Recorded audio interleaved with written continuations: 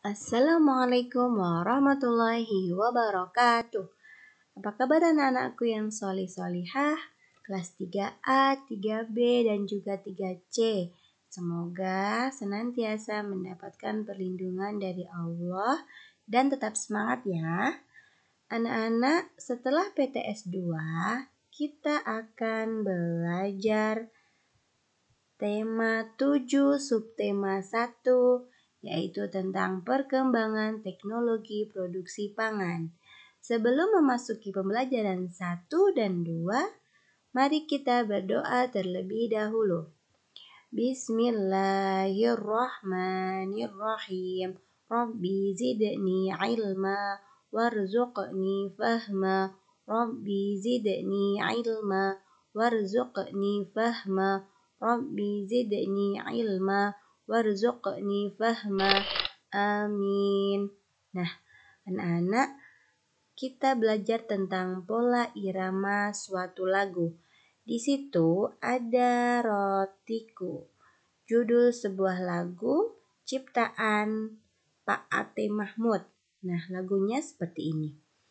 Rotiku persegi 4, kulitnya berwarna coklat, ku tutup rapat-rapat supaya jangan dimakan lalat. Nah, lagu Rotiku memiliki pola irama yang berbeda. Pola irama adalah sekelompok bunyi dengan susunan tertentu. Pola irama muncul secara berulang-ulang dan teratur dalam sebuah lagu. Nah, ini dinamakan pola irama. Warna yang berbeda pada setiap lirik lagu menunjukkan pola irama yang berbeda. Lagu Rotiku memiliki pola irama 2/4, yaitu artinya pola iramanya sedang. Kemudian kita belajar luas permukaan bidang. Ibu Edo mengukur luas kain untuk menyaring tahu dengan menggunakan satuan tidak baku. Anak-anak tahu apa itu satuan tidak baku? Yaitu adalah satuan yang tidak ditetapkan dengan satuan pengukuran tertentu. Contoh mengukur menggunakan satuan tidak baku adalah kita bisa mengukur panjang sebuah benda tanpa penggaris atau meteran, melainkan benda lain. Misalnya anak-anak mengukur meja menggunakan jengkal pada tangan kita. Nah, itu juga termasuk satuan tidak baku. Nah, pada Ibu Edo mengukur luas kain untuk menyaring tahu, yaitu dengan persegi. Nah, persegi ini di sini disebut satuan luas.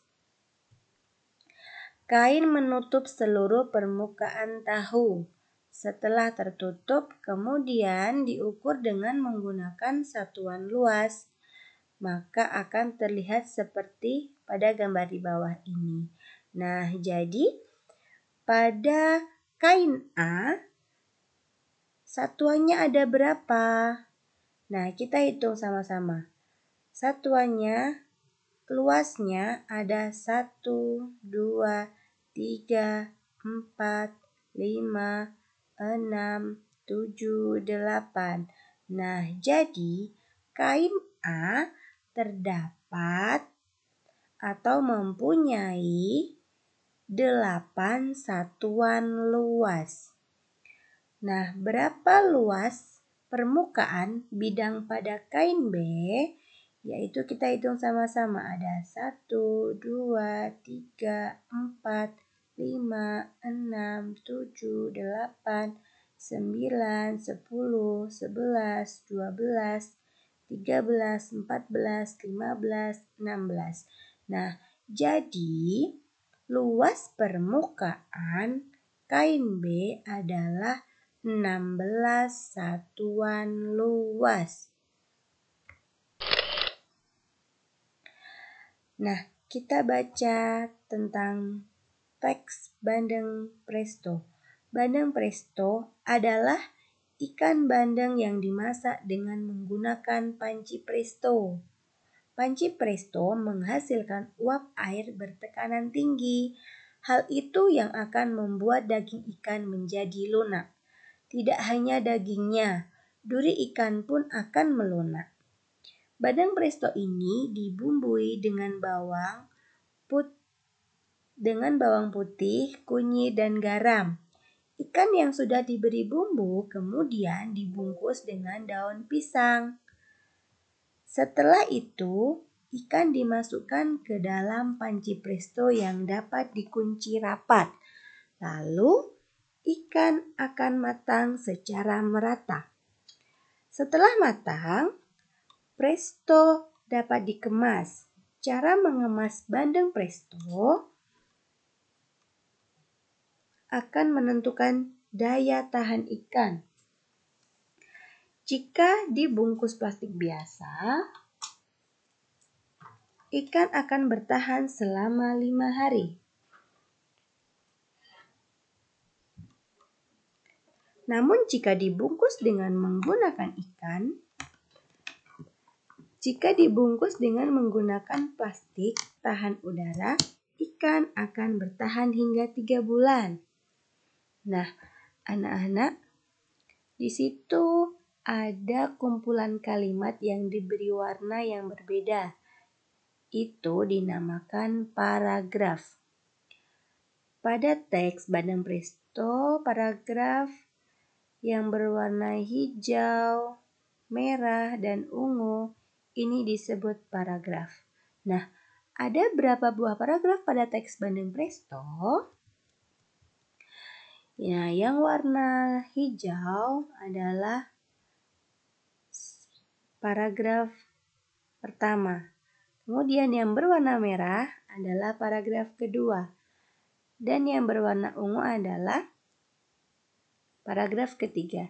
Jadi, di situ terdapat 3 buah paragraf. Nah, kemudian kita akan belajar tentang gerakan dasar mengambang. Saat berenang, perhatikan keselamatan diri dan orang lain. Gunakan alat bantu seperti pelampung untuk menjaga keselamatan diri saat belajar mengambang dalam air. Pelampung adalah alat bantu untuk menjaga tubuh tetap mengambang saat berenang. Nah, di sini ada gambar ini ban lengan, kemudian rompi lengan, kemudian papan luncur, dan ban renang.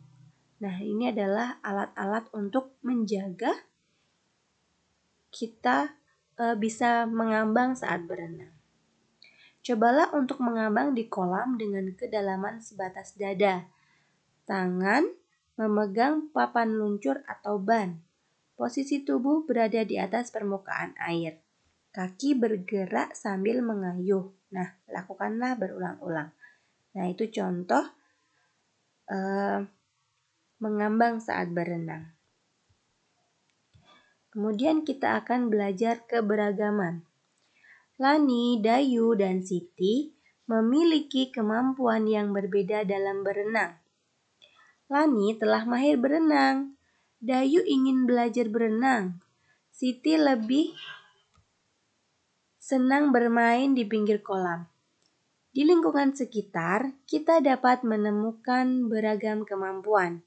Nah, anak-anak, apa itu artinya beragam? Beragam artinya bermacam-macam. Lani, Dayu, dan Siti juga memiliki cara yang berbeda dalam menikmati buah-buahan. Misalnya, Siti menikmati buah-buahan ketika minum susu rasa stroberi. Kemudian Dayu menikmati bolu pisang. Lani lebih suka makan buah apel. Semua suka buah-buahan, namun mereka menikmati buah dengan cara yang berbeda-beda. Nah, anak-anak, jadi setiap orang kebiasaannya berbeda-beda, tidak bisa disamakan. Anak-anak juga punya kakak, punya adik yang mempunyai kebiasaan dan kesukaan yang berbeda-beda juga. Kebiasaan yang berbeda merupakan bagian dari keberagaman. Setiap orang memiliki makanan kesukaan. Kesukaan setiap orang berbeda-beda. Jika temanmu memiliki kesukaan yang berbeda, apa yang akan kalian lakukan? Nah, kalian harus saling menghormati. Sikap memahami dan menerima perbedaan kesukaan setiap orang, yaitu sesuai pengamalan Pancasila sila ketiga, yaitu bunyinya Persatuan Indonesia. Nah, anak-anak, itu tadi pembelajaran 1 dan 2. Semoga mudah dipahami. Kita tutup dengan membaca hamdalah. Alhamdulillahirabbil alamin. Assalamualaikum warahmatullahi wabarakatuh.